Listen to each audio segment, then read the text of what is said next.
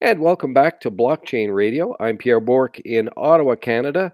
Today, pleased to be joined by Miles Paschini, and he is the founder of B21. We've reached him in La Jolla, California, in the United States. Hello, Miles. How are you today? I'm great, thank you. Listen, great to have you with us. I always like to situate where our guests are because we've got listeners now in about 60 countries. And people will hear that you're in California, and if you're on the other side of the world, you're thinking, "Wow, California is, such an exciting place to be on many fronts, whether it's the tech area or whether it's tourism or just a nice weather place as well." But you're in particular nice place in the southern part of California, La Jolla, and so I envy you that, and I want to just put that in the minds of our listeners wherever they happen to be today. That you're sitting pretty overlooking the Pacific Ocean, or at least pretty close to it. Yeah, it's a great place here, and I've spent quite a few years in California. I did spend about 9 years in Gibraltar and the south of Spain, and that was just an amazing time. But recently moved back to La Jolla. Very nice. Well, good. Let's talk a bit about B21. I would love to hear about perhaps to give us a sort of a sketch here, Miles. If you can tell us about what got you into the crypto space, what enticed you into it, and what's the genesis of B21? Yeah, so about 4 years ago, I got introduced to Bitcoin by a guy named John Matonis, who was the chairman of the Bitcoin Foundation at the time. He was my neighbor while I was living in Gibraltar, and John introduced me to Bitcoin blockchain. I got very interested at the time. I was co-founder of a company that we were developing payment solutions, and we through that process we developed the first ever crypto linked debit cards, and it became an amazingly successful project. We created over 1 million accounts and hundreds of millions of dollars of transactions where we were converting Bitcoin to fiat spend. So people are literally swiping their Visa card, and that swipe of that Visa card was linked to their Bitcoin wallet. And so that really got me introduced. That was like a 3-year run, amazing project. And I got to meet all of the kind of top CEOs around the world from the wallets and exchanges that we were working with as customers at the time. And I just became, personally very interested. And I think the whole industry was growing. What got me into B21 was the debit card business ended because Visa wanted to exit that business, and I had become a casual investor along with many friends that were interested, and we just started realizing how complicated it was to manage a personal portfolio of crypto assets. Things like managing your own private keys and having multiple accounts at exchanges at different places around the world. It just seemed horribly complicated for any type of mass market adoption. And so through a number of experiences related to that difficulty, we decided that there was a huge opportunity for us to make crypto asset investing much easier and approachable for the mass market. I should mention to our listeners that B21, if you're close to your web browser, or if you want to pull it up on your mobile phone and follow along with us, web address is b21.io. So B21, the numeral 2 and then 1 and then .io. Very easy. Miles Paschini is one of the founders of the company. Very interesting, Miles. The luck, perhaps call it serendipity, or just one of those amazing coincidences that your neighbor happened to be such a plugged-in personality that I recognize, and I've likely met at one of the early conferences a few years ago in the space. And there you go. It changes your world, hasn't it? Yeah, just establishing that relationship and then starting to understand what the blockchain was all about. Admittingly, when I first met John and he told me about Bitcoin, I was skeptical. But being a lifetime payments guy, I really understood what the possibilities were. And it took me some time to come around, but we had such a positive experience doing the debit card project and understanding that when we got to this point where we realized that there was just such a gap between other consumer financial services products and where crypto assets were, it was just obvious that there was an opportunity, and those gaps are pretty huge, huge, excuse me, and we're trying to fill those gaps in. So, but yeah, meeting John and some of the other characters that I was lucky enough to meet over the last several years definitely helped me take up an interest in, and I would say the team take up an interest in blockchain technologies. All right, so B21 this month announcing an interest in helping those that have created a lot of wealth for themselves or want to be involved in investing in the crypto space. So you're announcing a first personal wealth manager for crypto assets. Tell us a bit about that. So yeah, so there's basically three big challenges in the mass market adopting. I would back up one step and I'd say right now the people who are investing in crypto is rather limited on a global basis. There's maybe 10 to 20 million people on a global basis who have invested at any level in crypto assets, and that's a very small percentage of the population. And there's three reasons why. One is the user interface that one has to deal with in order to create a portfolio is very fragmented, and it was pretty much designed for technical people. The second reason is the access to invest in crypto assets using your local currency is it's quite difficult. So if you live in Europe, you want to invest in euros. If you live in America, you want to use dollars. It's quite difficult to go from your local fiat currency into a crypto asset portfolio. And so we're going to fix that. And the third thing is that it's really difficult to know who the trusted party is. If you're making an investment, this is typically something that is going to sit with you for some years. That who's holding that investment? Who's securing that investment? And so we believe that the right path is to be a regulated business to give folks trust in what we're doing and to make sure that we are monitored by regulators so that the assets that we're holding for folks are safe and secure. And people have some faith that they know who they're dealing with. And so our goal is to make it a product that's easy to use, that can be invested in using your local currency, and that is managed by a regulated financial services company. So B21 is offering these tools for individuals. Have you got the two prongs, perhaps one for consumers and another one for commercial interest, or is it for whoever comes along?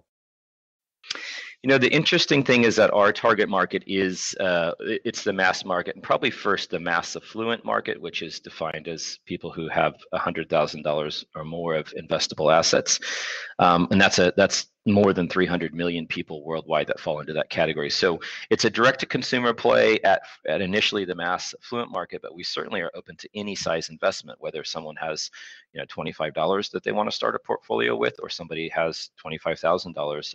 The platform, because we're using technology, it really doesn't discriminate whether you're a small value investor or a large value investor.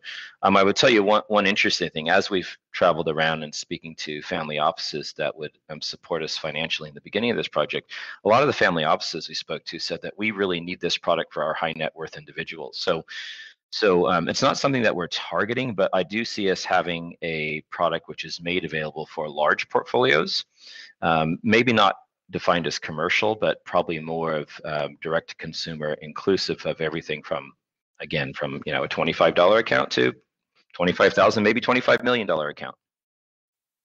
I sense, Miles, that for the last few years you've had an opportunity to be at the epicenter of the blockchain space.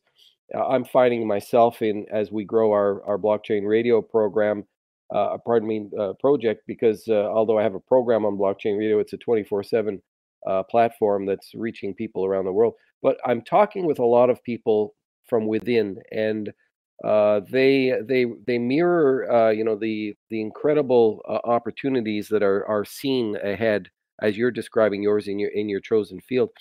And yet, when I'm talking to people sort of not even on the periphery and not too far from the center, and especially those that are totally on the outside, to them, cryptocurrencies and the state of the investment within that realm of activity sort of hedges on whether Bitcoin is up or down on any given day.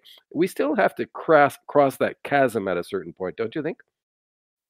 I do. I mean, there's been a lot of focus put on either cryptocurrencies or protocols, and the protocols being the framework under which applications will be built. And so I think 2018 is really the time where we're going to start seeing applications come to market, which are needed and useful to consumers.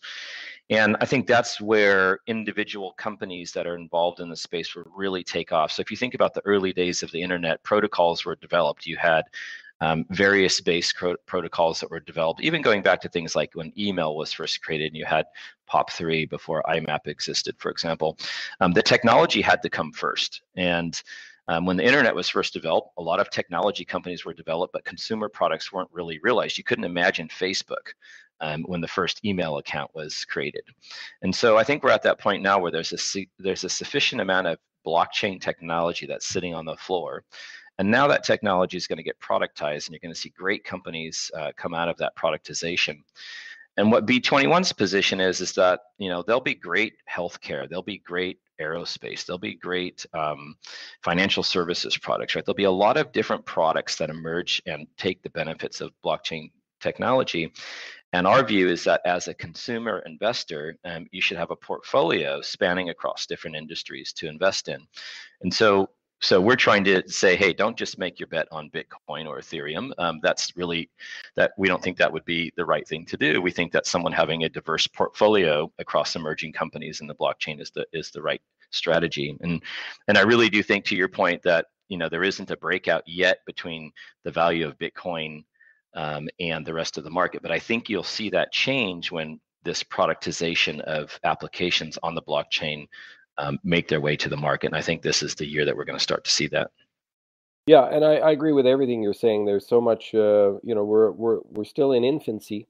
That's what makes it so exciting, and is bringing in so much brain power and imagination into where we can go from here. You touched briefly on the regulatory stuff, and I think that's valid. Just as a statement on its own, that anything that you're going to do, it's got to be legal everywhere where you operate, and you want to not only reinforce that by saying it, it's important because it's still something that people find in certain areas they find dubious at best, that the cryptocurrency world can have a significant component that is going in that direction and is stating that as part of their raison d'etre. We are here, we are going to do it legally, and so we're all bona fide in that. The other thing that's very interesting, Miles, and perhaps you'll agree with me on this, is that new generations of people that are very comfortable with social media, very comfortable with mobile communications. They're also very comfortable with managing the various aspects of their life, more so today than in previous generations. So the idea that you can use your mobile phone to manage your personal finances, for instance, that's going to have an impact in the kind of work that you're doing. Absolutely.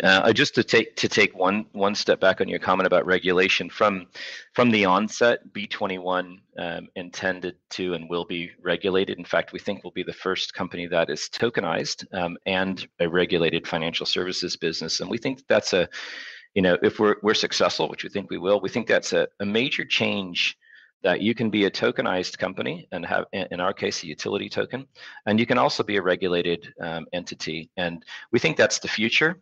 We're brave enough to take on that challenge to do that from the onset, and we think it's important, right? We think transparency and consumer safety is an important part of what we're doing. As far as the mobile piece, I mean, we're a mobile first strategy. In fact, we're not even launching our product on the web as a functional product in the first phase. We're focusing exclusively on a mobile experience. We believe that financial services is moving to the internet. All the data tells us that people's interactions with the internet are moving to mobile. And we believe that it's the right medium for us to deliver an investment product over. If you kind of draw a parallel to the existing equities markets, we're building something like a Betterment, but for crypto, and dealing with the nuances that exist in crypto, but delivering a in your pocket financial services app that allows you to create and manage investment portfolios on the go. If I'm a potential customer of yours right now listening to you, and whether I'm in Miami or whether I'm in Melbourne or whether I'm in Nairobi, are there any geographic limitations, number one? And number two, what would be their first steps and next steps to become one of your customers? How would they go about availing themselves of the services that you've launched? So we're launching, what we're doing first is we're obtaining licenses, and the first license have applied for is called a DLT license in Gibraltar, and the second license that we're pursuing is called an IFE license in Puerto Rico, which is a form of a banking license. We will be launching initially in Europe, and then our target markets to grow around the world are Asia and Latin America. This is really the target for us, and I would say in the first months and possibly year of the growth of the business. Very important market for us because the need is great in those markets, and is more clear for us, understanding what operating permissions we can obtain in those markets to operate. We are not launching in the United States, and this is not because of our desire. We think that the US would be a great market for us. But when we started this project, the regulatory environment was very unclear. We did in-depth legal evaluation of the US market, and we decided that both for our token cell and for the actual product that we would not launch in the United States.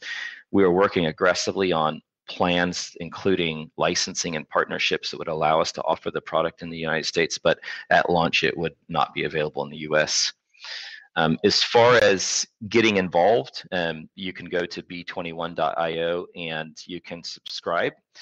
This is going to do two things for you. One is gets you access to our newsletter, which informs people of the progress we're making. It also gets you on the wait list for being notified when the product is available in your jurisdiction. We're also launching something very exciting in the next week or so, which is what we call B21 Life.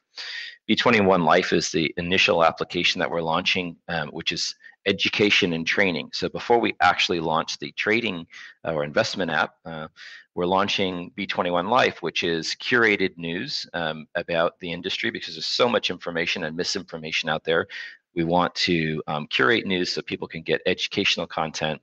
And we're also establishing courses which have training modules on things like learning what the blockchain is, learning what decentralized economies are about, learning what cryptocurrencies are, what's the difference between a token and a coin, and so on. So we're taking a education first approach, and we're launching this educational app in the coming weeks.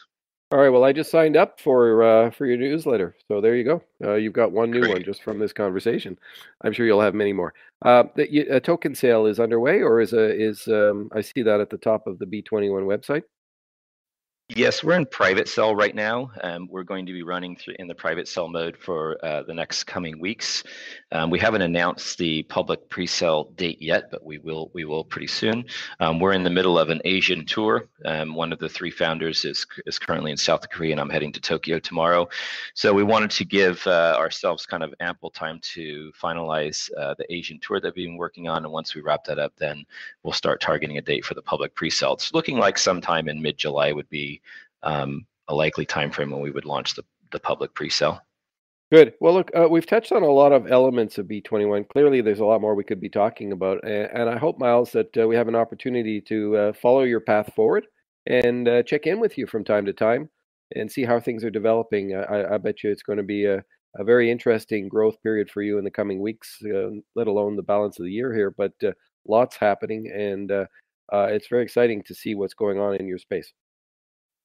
Well, I want to thank you for taking the time to speak to me today, and I would look very much forward to following up with you and letting you know what progress we're making. Excellent. Miles Paschini is the founder of B21. Check them out, b21.io. And that's it for me. I'm Pierre Bourque. You're listening to Blockchain Radio.